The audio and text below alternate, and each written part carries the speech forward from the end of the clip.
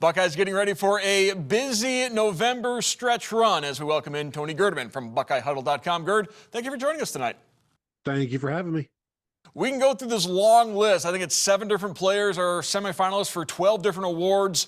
Which Ohio State individual is most likely to win which award this year?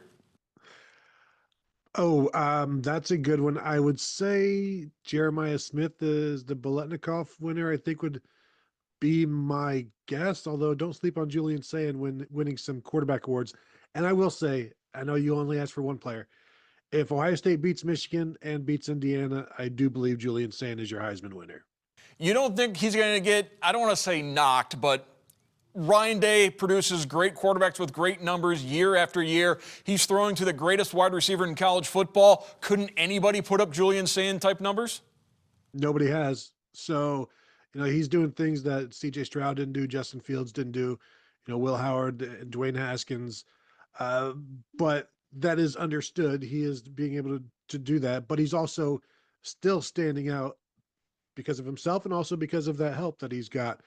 And I do think if there is a game between Indiana and Ohio State in the Big Ten championship where it's Heisman candidate number 1 versus Heisman candidate number 2, then they go at it. It's hard to pass up one or the other, but then you'll hear some glass breaking, and then by God, that's Ty Simpson's music, and who knows what's going on with Alabama at that point. Should be fun to watch. One of the memes has long been Ryan Day has so few losses at Ohio State, you can remember all of them. Julian Sayin has so few incompletions this season, you can practically remember all of them as well. Well, and I made the mistake, not made mistake. I went through and I was counting up his incompletions in the box scores.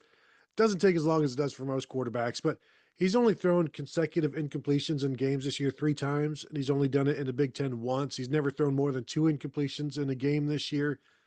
Like that's pretty crazy. And he's had 5 games of 80% completion percentage and 300 yards passing this season. That's the same number as CJ Stroud in his career. The 14 over the last decade, the entire starting quarterbacks of other than Julian Sayin have done it 14 times. Sayin, of course, has done it 5. And yeah, you can every game you're like, well, then there's the first incompletion. Mylan Graham, did he drop that? And then the second incompletion of the half, Bryson Rogers, did he drop that, or else he would have finished 17 of 17 in the first half? And like these are ridiculous discussions to have. And you can do the same thing for his 4 interceptions. It's like, well, he got greedy on 2 of them throwing into the end zone. He had 2 against Ohio, where one was tipped up, and another one probably should have been called a fumble because his arm got hit and a lineman caught it. So there's so few of these things that, yeah, you can break them all down. And people are like, yeah, I remember that one. Yep, that's right. Yep. It's crazy.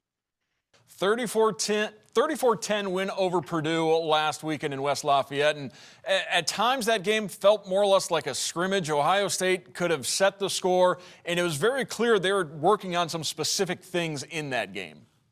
Yeah, very much so. I mean, even to one of the first third downs in that game, you saw Riley Pettyjohn, freshman linebacker, out there spying the quarterback. Ryan Brown didn't work out. Probably would have worked out if it was normal spy Arvell Reese out there.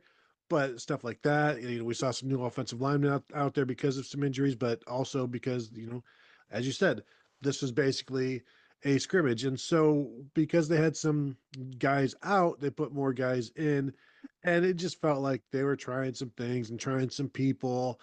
And yeah, it was very much a one of those spring game types of deals where you get maybe 2 or 3 of those every year in Big Ten play later on in the season, where guys don't go, but they could have gone in an emergency, but we kept this veteran out because of this, or that veteran out because of that.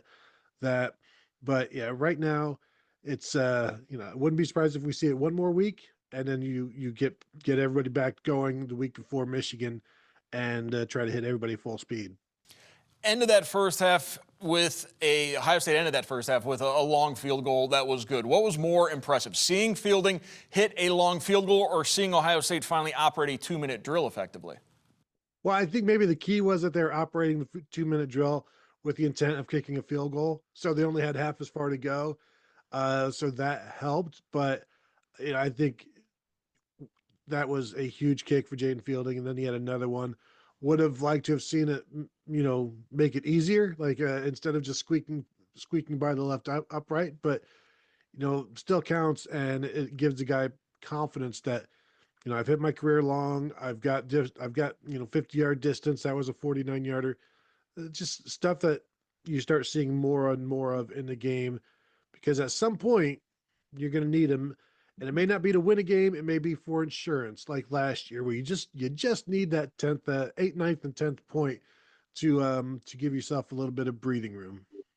Throughout the years, Ohio State has been so good, we tend to nitpick and really look into things. Coming out of this game against Purdue, gave up 10 points, just the third time all season Ohio State has allowed an opponent to reach double digits. They also didn't have any sacks for the first time this season as well. Much ado about nothing, or is that something to be concerned about going forward? Well, no, I think the second team defense gave up the touchdown, so you write that one off. And Purdue style of play is a lot of quick throws, screens, and things like that. So you're not always going to see a ton of quarterback pressure. I think Michigan got to him 3 times in when they played, but Ohio State certainly chased him around but did not bring him down, as you said.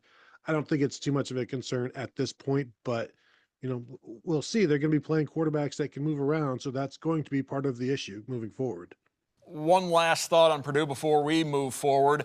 Throughout the week leading into that game, Ryan Day very complimentary about the Purdue head coach Barry Odom. And then we find out on Saturday, Ryan Day's son RJ Day, a rising quarterback who came off a great high school game Friday night, was in West Lafayette on a recruiting trip for Purdue. So perhaps Ryan Day's got a better insight into Coach Odom through this recruiting process now.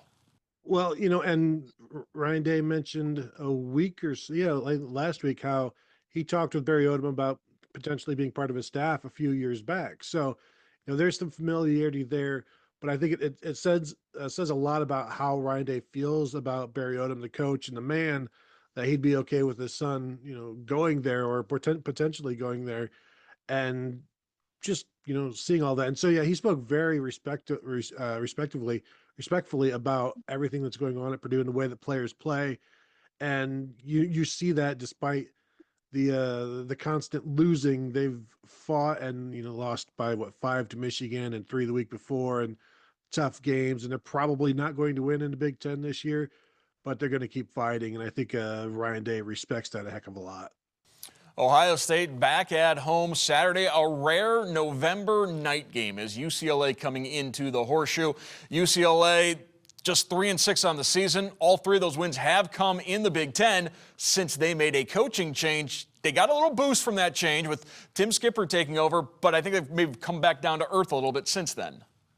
Yeah, and I think that was maybe expected. You can't ride the wave forever.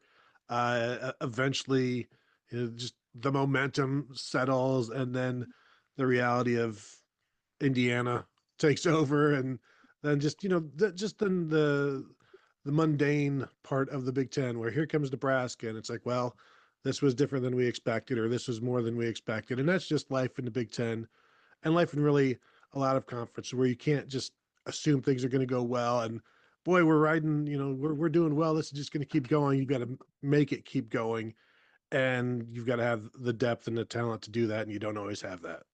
Statistically, Bruins are at the bottom of the Big Ten in just about every statistical category, with the exception of red zone offense. They lead the Big Ten in red zone offense. They're 5th in the nation in red zone offense. Problem is, they're just not getting into the red zone that often. It's interesting because they do have a quarterback that can make plays and will basically give up his life to get into the end zone. And Ohio State fans saw that last year with Nico Iamaleava running the ball at Tennessee and trying to keep drives alive. But it's an interesting thing where you're really good down there, but you don't get down there enough. How can we get down there more? We have no answers, and we just got to try. You try your darndest to keep plugging away and convert some third downs, and maybe hit some big shots just to get down there, just to then have a chance to finish that off. And it's going to be a tough task against Ohio State's defense that is very difficult in the red zone, and difficult to even get down to that point, let alone then convert once you're in there. Ohio State 9-0 for the 19th time. Their next win will be the 32nd time the Buckeyes have won 10 or more in a season. Ryan Day, seventh-year head coach. He has won 10 games, 6 of those 7 years. The only time he hasn't done it, 2020, when they only played 8 games. I want to thank Tony Gerdeman from BuckeyeHuddle.com for joining us. Thank you, Gerd. Thanks for having me.